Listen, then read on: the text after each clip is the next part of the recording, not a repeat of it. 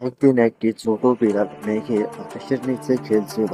তার নাম ছিল টনি। টনি খুব চঞ্চল এবং দুষ্টুমি করত।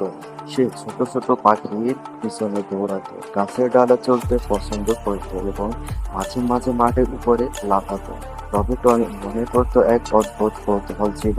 সে খুব ভালোবাসা জানানো খরগোশ কিরকম দেখতে। একদিন টনি একটি সুন্দর রেডিওর কাছে চলে যায়। সেখানে একদল খরগোশ ঘাস খাচ্ছিল। টনি দেখে তার ছোট ছোট পা, লম্বা কান এবং সাদা তুলতুলে পশম।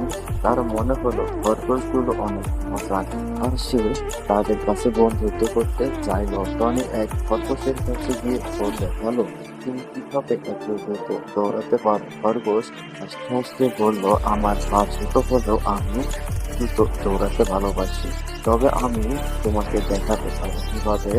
এখন খরগোশ টনিকে শেখালো কিভাবে দ্রুত দৌড়াতে হয়। টনি কিছুটা সাহস পেল, কিন্তু তার পা ছোট ছিল, তাই সে খরগোশের মতো তাড়াতাড়ি চলতে পারল না।